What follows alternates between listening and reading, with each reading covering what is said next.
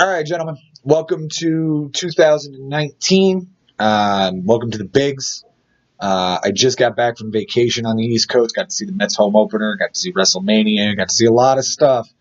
And what I want to do this year, rather than do like a mid-season review, I want to start doing weekly reviews of all the matchups in the Bigs. And this will be the first one. This will be probably the biggest one because it was the longest week for us. And I'll be reviewing each matchup, key players in each matchup, guys that were left on the bench, where things were won and lost. I'll be going from the top of the standings to the bottom. So the guy who's in first place will continually get the first matchup of the video, all the way down toward the bottom. So the higher in the standings you are, the earlier in the video you'll be. I think that's the only fair way to do that. Without any further ado, let's get this thing underway. We're going to start off the year with a gentleman that needs very little introduction. Mike Sherman, one of our veterans here, is currently in first place in the Bigs. He had a 13-5 victory over Josh Haber, as Haber had himself a difficult week. But this matchup isn't as far apart as you would think. There were quite a few statistics that were rather close. Looks like a double, a triple, a walk, .008 batting average, .011 in on-base percentage, and a win. So let's first take a look at Sherman's team, see where he did well, see where he did poorly, and we'll go from there. I'll also be going over ad drops that I think are important. And at the end, I'll be doing some key players just for that week. Okay, so Sherman overall did decent with his bench play. The big key thing to look at when you look at a week is to see how many stats were left on the bench. For Sherman, he went 15 for 68 over the week on the bench, which is a .221 batting average. He left 3 doubles, a triple, 9 RBIs, a homer, a steal, 3 walks, and 18 strikeouts. When you consider that the doubles were that close, and the batting average was that close, .221 batting average might have dropped him below that, which would have lost him the week. Not sure. The one thing that sticks out for me for his bench play, on the 30th of March, which would have been the third day of our year, his bench went 6 for 17 with 2 runs, a double, a triple, 2 RBI, a steal, and 5 strikeouts. Jeff McNeil himself went 4 for 5, and Malik Smith wasn't playing in left field. Jeff McNeil's obviously a left fielder, so that kind of hurts him. Although I'm not sure if McNeil had left field eligibility at that point, so I'd have to take a look at that. Otherwise, really big pitching days for Sherman this week. Bad outing from Carrasco, but Sandy Alcantara had 2 really decent starts. Not a whole lot of ad drops for Sherman. He picked up Ryan McMahon, but he's on the DL now. But Diego Castillo was immediate dividends with 7 relief appearances and a save. Moving on to Josh Haber. Josh went 13 for 64 on his bench. That's a .203 batting average. 7 runs, 4 doubles, 2 homers, 4 RBIs, a steal, 9 walks, and 17 strikeouts. He did pick up Matt Shoemaker early in the week and benched him in his first start, which was 7 innings and 7 strikeouts, no earned runs. Instead, his pitchers went 2 innings, got a loss and a save with a 22.5 ERA and a 2.5 WHIP. He definitely could have used Shoemaker in that day. Otherwise, the rest of the bench, wasn't terrible. There's a couple of there was a stolen base from Adam Eaton on the 3rd of April, with Ozuna not playing left. And on the 6th, which was the Saturday before the series ended, Eric Hosmer went yard. Could have moved Nico Goodrum from shortstop to left with Ozuna from left to utility, and put Hosmer at utility. That gets him into the lineup.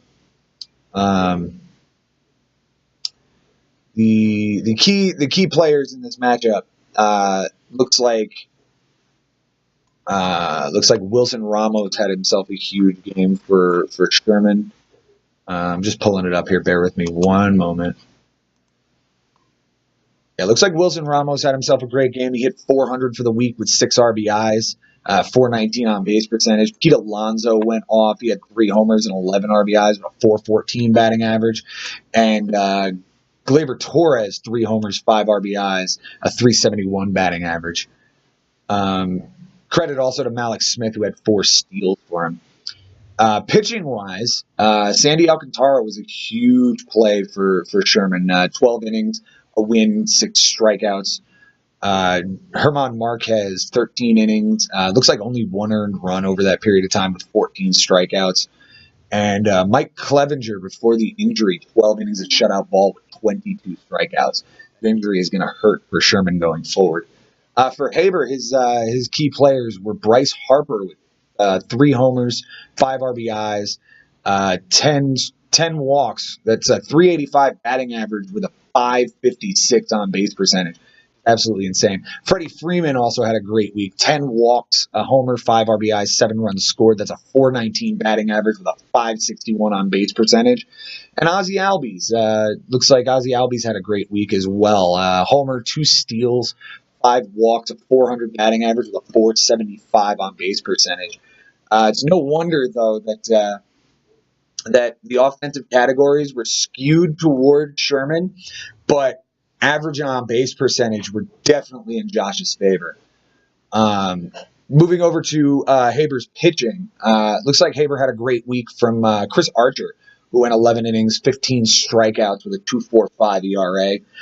The suspension sucks. You're going to miss him this week. Matt Shoemaker, another good play. He got the second start that Shoemaker had, which was 7 innings, a win, a walk, and 8 strikeouts. I hope you probably wanted to pair him with the first start as well, which would have been 14 innings and 15 strikeouts. That would have been sick. And Jake Odorizzi, a nice stream out of him, 6 innings with 11 strikeouts and 1 earned run. Overall, Sherman never would have. It looks like Sherman never would have been able to come back on batting average or on base percentage or triples. He won triples by 1, but none of Josh's guys ever hit a triple. Looks like homers and RBIs were pretty stacked too. 14-10 in the homer category and 47-37. The steal on Haber's bench, though, would have won him that category, that Adam Eaton steal that I talked about earlier. They tied 6-6 with that steal. It would have made it 13-6. The number of walks on Haber's bench would have won him walks. That ended up being 47-46 to Sherman. Sherman would have always won the K's category. He won it by 9, unless he made some poor decisions along the way. If they played all the doubles that were on their bench, they would have tied for that. And again, the Shoemaker start on Haber's bench would have tied him for wins this week. Weird to pick him up and not start him, but I guess you're just sort of taking a wait-and-see approach. Moving on to the second place team in the Bigs this year.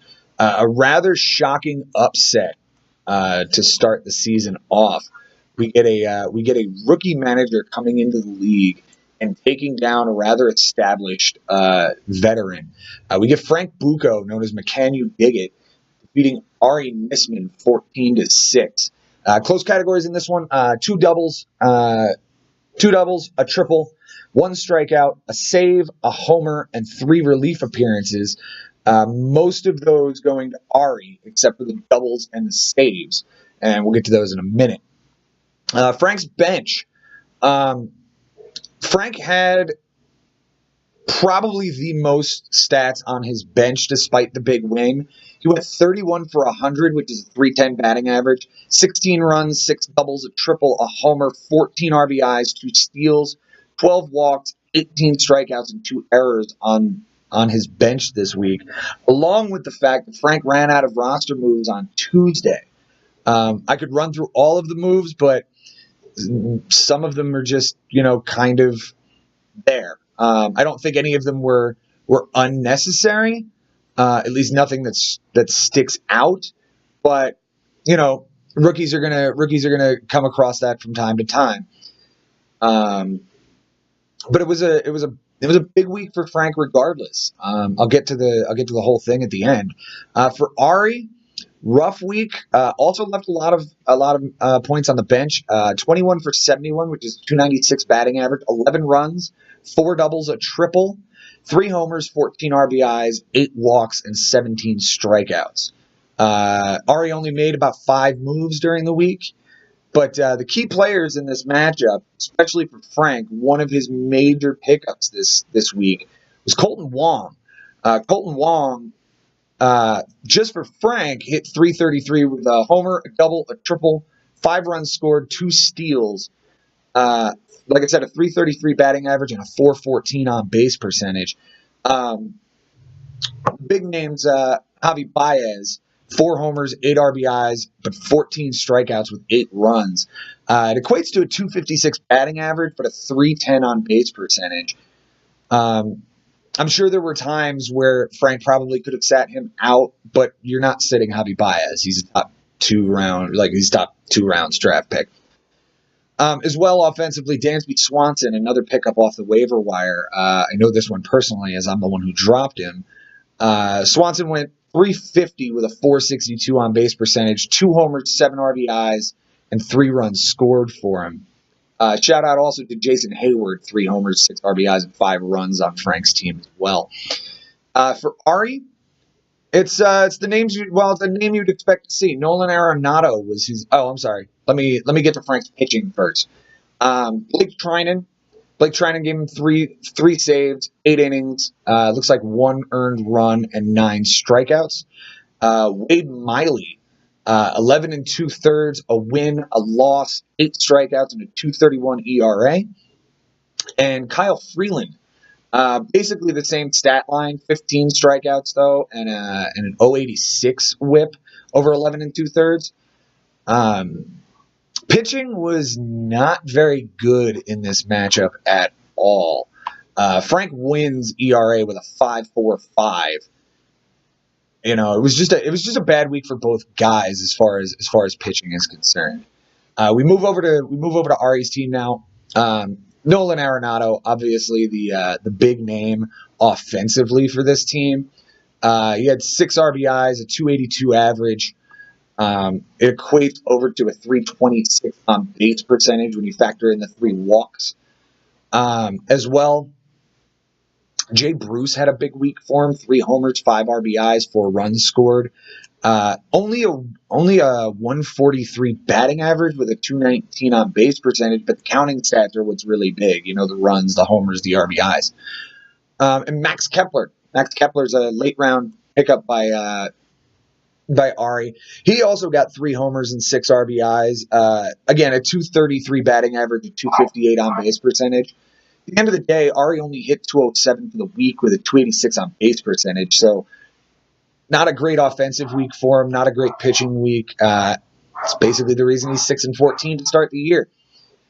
For his pitching side, for Ari, Hector Rondon, 4 innings of basically decent ball. John Gant was decent too. 3 1/3 with a win and a .270 ERA. But the thing about Ari's pitching, no starter had below a 6.55 ERA for the week, and that was Zach Godley. 11 innings, a win and a loss, 8 strikeouts, but 2 homers, 5 walks. Like I said, that 6.55 ERA and a 1.45 WHIP.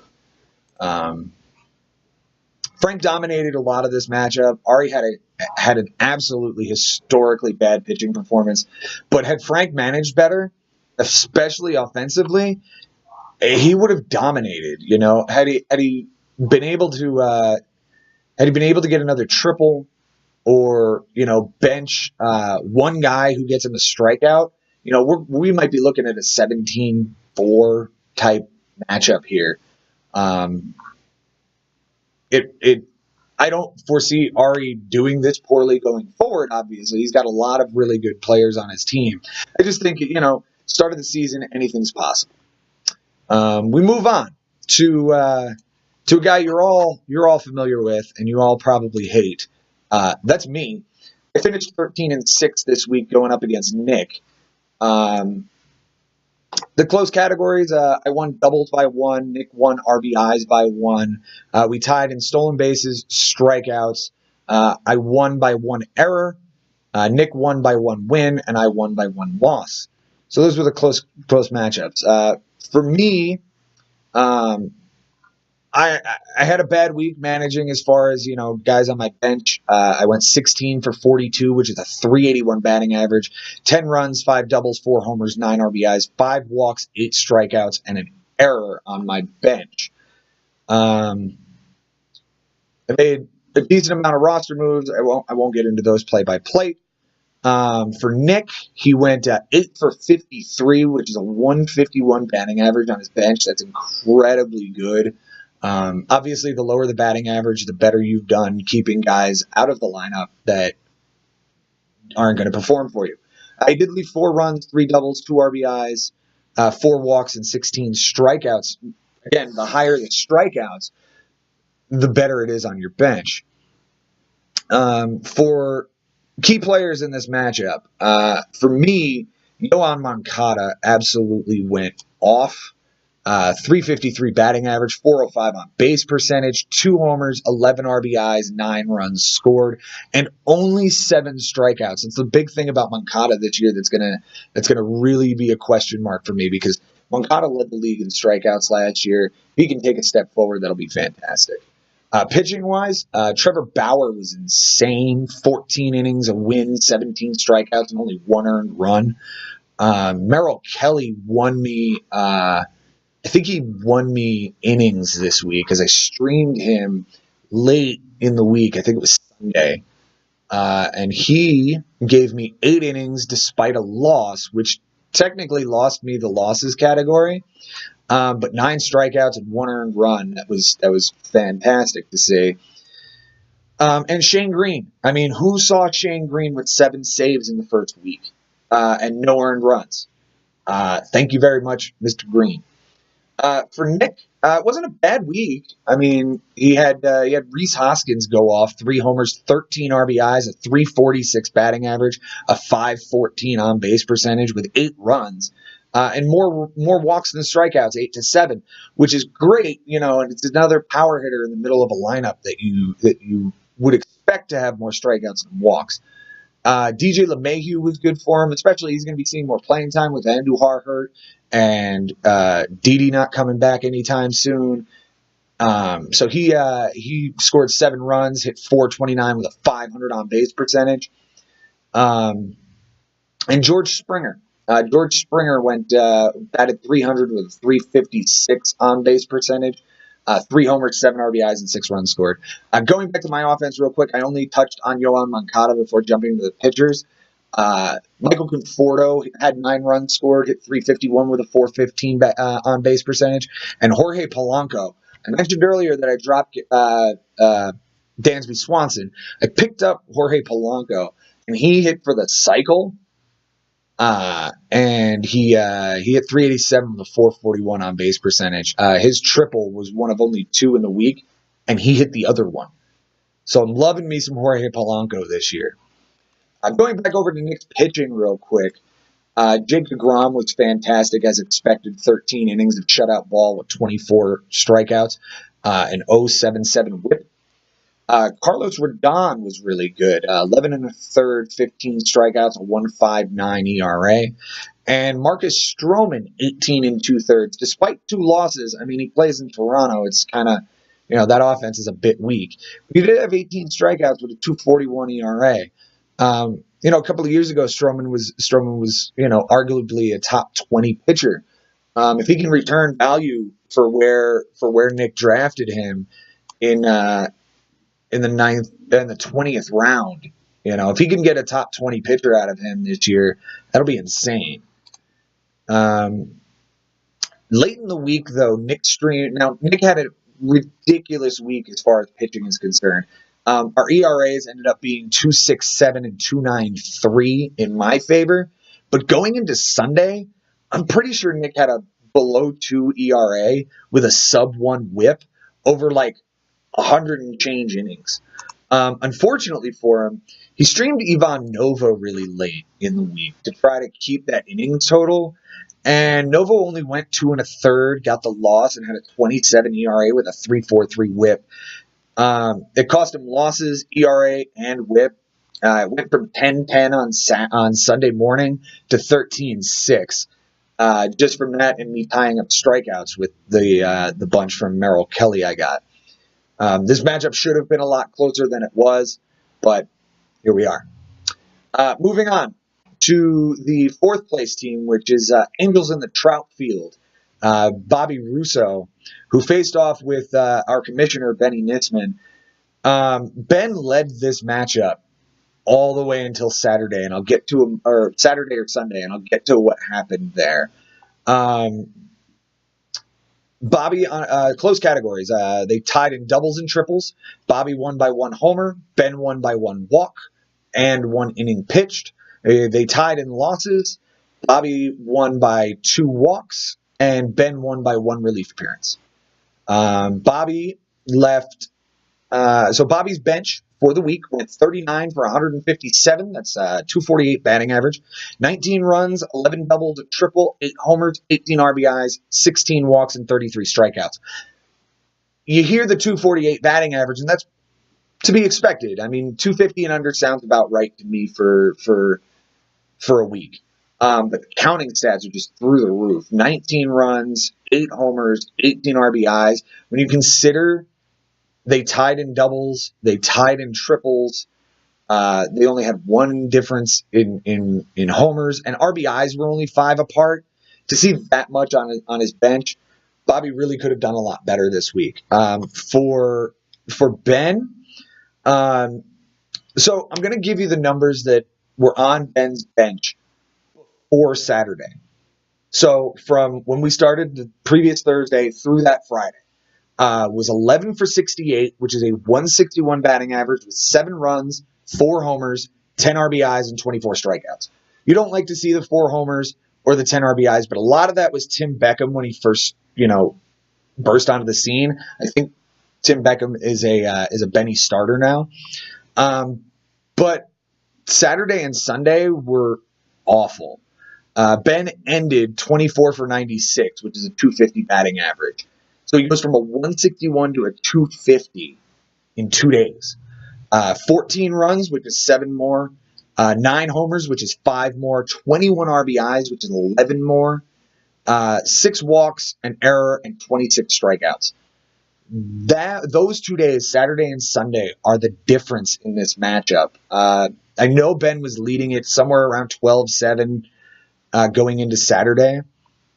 But on Saturday, he left Tim Beckham on the bench, who went 4 for 5 with a double, a homer, and 3 RBIs, while Carlos Correa went 0 for 4 at shortstop for him. And Trey Mancini went 2 for 5 with a double and a homer on the bench, while Matt Kemp went 0 for 4 with 2 strikeouts in right field. He did respond the next day and play both those guys, but one of his major pickups this week, Clint Frazier, went 2 for 4 with 2 homers and 4 RBIs on his bench. It's incredibly frustrating. I can't imagine how much Ben is just kicking himself for the end of this week, ending up 11-7. Key players for this week.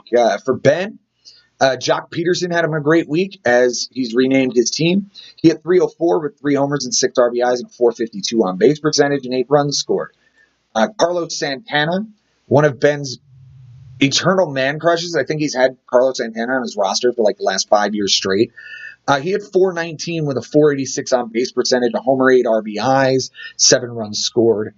And of course, the aforementioned Tim Beckham, who had, for Ben only, 8 runs scored, a homer, 3 RBIs, a 348 batting average, and a 464 on base percentage. I think had Ben played him from the beginning of the year, he would have done even better. Pitching-wise for Ben, he got a solid 2 starts out of Masahiro Tanaka, 12 and a third, a win, 12 strikeouts, no walks at a 1.46 ERA with a 1.14 WHIP. Kenley Jansen, top closer on his team, 4 saves, no earned runs, and 6 strikeouts. And prior to the injury, Jon Lester was looking like he might be good Jon Lester this time. 12 innings, a win, 10 strikeouts, a 3 ERA. For Bobby, it's the usual suspects. His team name is Angels in the Trout Field, and Mike Trout hit 393, a 581 on base percentage, 5 homers, 12 RBIs, and 11 walks with 6 runs scored and 2 doubles. Along with that, Lorenzo Cain hit 333 with a 412, 2 doubles, 7 runs scored, and 2 steals. And surprising enough, it was Josh Bell hitting 360 with a 414 on base percentage, 2 homers, 8 RBIs, 5 runs, and 3 doubles. Bobby went first base very, very late in this draft, and he put a lot of stock into Josh Bell. Picked him up in the 12th round, almost pick number 200. Pitching-wise for Bobby, surprising name in Yanni Chirinos, 12 innings, 2 wins, 11 strikeouts, a .75 ERA. Garrett Cole is to be expected, 12 innings, but 2 losses. That's the frustrating part. He goes 12 innings, gets 2 losses, 19 strikeouts, and 3 ERA. And Noah Syndergaard, 12 innings, a loss, 13 strikeouts, and a 4.50 ERA. Bobby didn't have the greatest pitching week. His ERA was 3.03, 0.94 WHIP, 6 wins. Actually, he had a great pitching week. 76 strikeouts. Good week, Bobby. Good week. Ben had a horrendous final 2 days of this matchup. Like I said, he played Beckham and Mancini in response to their Saturday breakout day, but saw Frazier go off on Sunday. Bobby countered with a fantastic Sunday matchup in the pitching categories. I believe just on Sunday, Bobby had, let's take a look real quick. Bobby had 17 2/3 innings just on Sunday, 3 wins, a save, 18 strikeouts, a 1.53 ERA, and a .96 WHIP. That coupled with Ben leaving all those stats on his bench, that really did Benny in. Moving on. We're going to move on to the next matchup. Now we're going to get to the closer ones. Everyone here was separated by either one or two points, 1 or 2 categories. James's team is now in 6th place. James Santangelo defeated Chris Levy 10-8. Close categories in this one. They tied in triples. James won homers by 1 and RBIs by 2. They tied in walks. Chris won strikeouts by 2. They tied in wins, and Chris won home runs by given up by a pitcher by 2. For James, these guys, I will give credit where credit is due. These guys were incredibly economical with their bench. James went 6 for 27. That's a 222 batting average. 4 runs, a double, 2 RBIs, a walk, and 9 strikeouts. For Chris, he went 24 for 142, which is a 169 batting average. 8 runs, 3 doubles, a steal, 2 homers, 6 RBIs, 9 walks, and 40 strikeouts. But one day in particular, I think, is the difference in this matchup, and that was Saturday, April the 6th. For Chris, his bench went off. He left Robbie Cano, Albert Pujols, and one other player on the bench. And it ended up being a day where he went 8 for 19, 4 homers, 4 runs, 2 homers, 2 RBIs, and a double. And that ultimately is the difference in this. One day can really break your week, especially if you're ahead in a couple of categories and you bench a guy and the other guy goes off. Key players in this matchup for James, reigning NL MVP, reigning NL MVP Christian Yelich, his first round overall pick, proving why he deserved that award. 5 homers, 13 RBIs, a 361 batting average, a 489 on base percentage with 11 runs scored and 10 walks. D. Gordon had 5 steals in the week, 6 RBIs and 4 runs scored. And Yasmani Grandal, 381 batting average and a 391 on base percentage. I mean, he's not going to walk very much.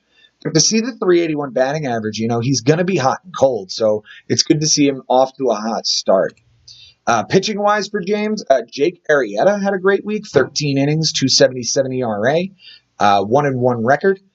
Joey Lucchesi had a great week, 10 1/3 shutout ball, 2 wins, and an 0.97 whip. And, of course, reigning AL Cy Young Award winner, Blake Snell, 13 innings, a win, a loss, 16 strikeouts, and a 3.46 ERA. For Chris,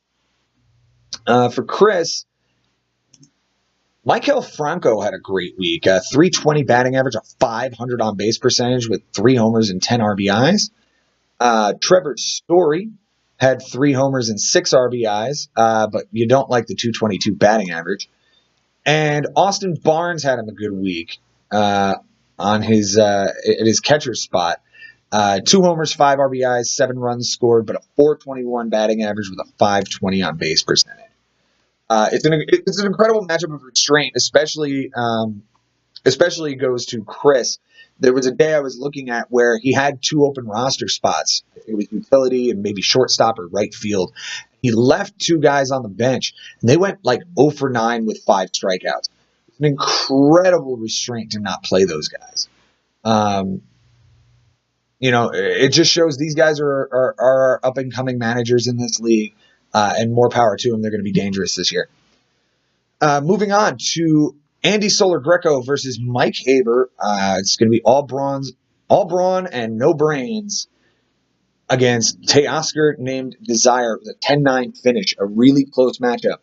They tied in triples. Mike won homers by 2 and RBIs by 2.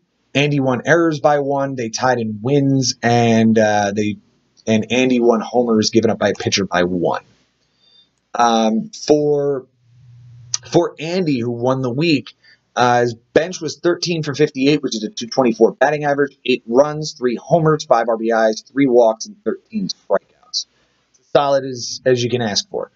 For Mike, he went 10 for 48, which is a 208 batting average, 8 runs, 2 doubles, 2 homers, 4 RBIs, 4 walks, and 20 strikeouts.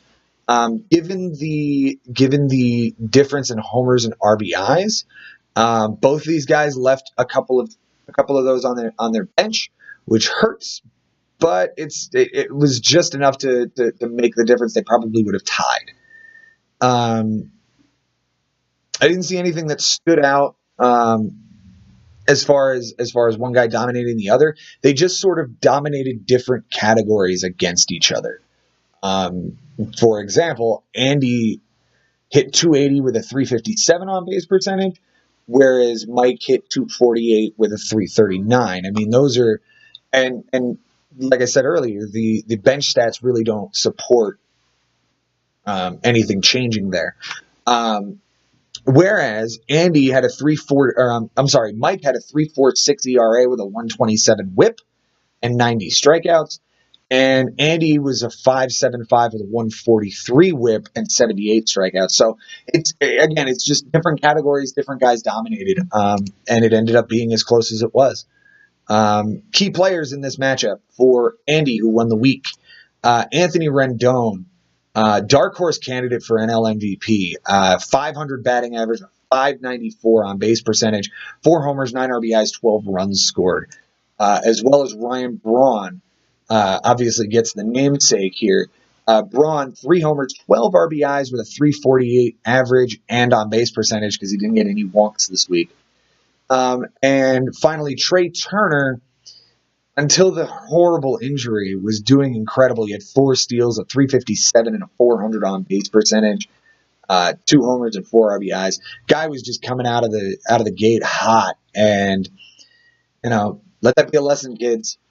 Get your fingers behind the bat when you're bunting. In his pitching categories, Andy got a great week out of Domingo Germán, who I think he picked up very early off the waiver wire or the free agent list.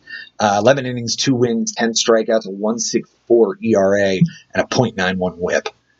As well, Edwin Diaz, he was a top closer last year. No reason he shouldn't continue that. He got 4 saves, didn't give up a run, 5 strikeouts, and a .82 WHIP over 3 2/3 innings. And Tyson Ross, a nice stream for him there. 7 innings, a win, 8 strikeouts, and a 1.29. It's a great stream for him. I don't foresee too many more like that out of Tyson Ross. He's on Detroit. Kind of sucks.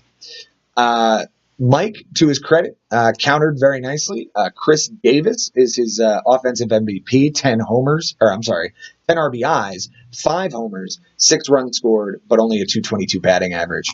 Edwin Encarnacion also wasn't a slouch. 300 batting average with a .447 on base percentage, 2 homers and 5 RBIs with 8 runs scored. And Eugenio Suarez, a homer and 2 RBIs, 6 walks, which gives him an on base percentage of .355 per week. Pitching-wise, Mike had a great week from Madison Bumgarner, 13 innings. 2 losses, though, because he plays for a crappy Giants team, but 13 strikeouts. That's a strikeout an inning. 1.38 ERA and a 1 WHIP.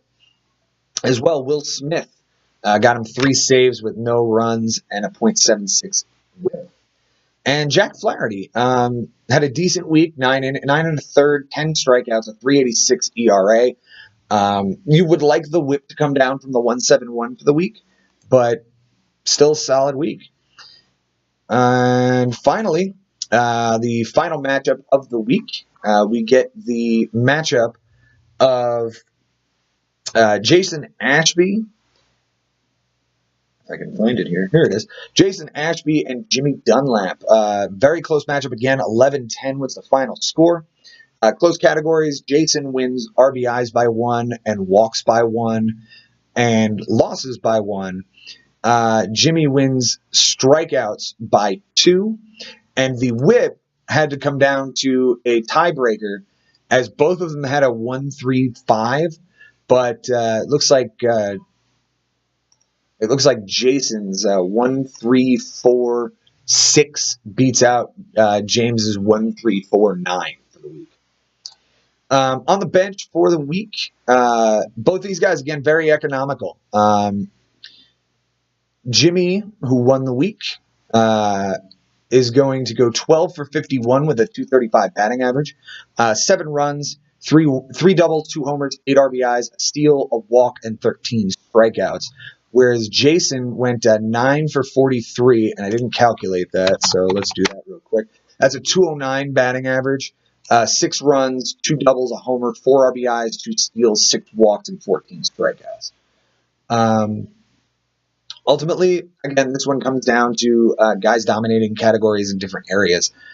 James had a .288 average with a .381 on base percentage and only 60 strikeouts, whereas Jason, .263, a .340 with 96 strikeouts.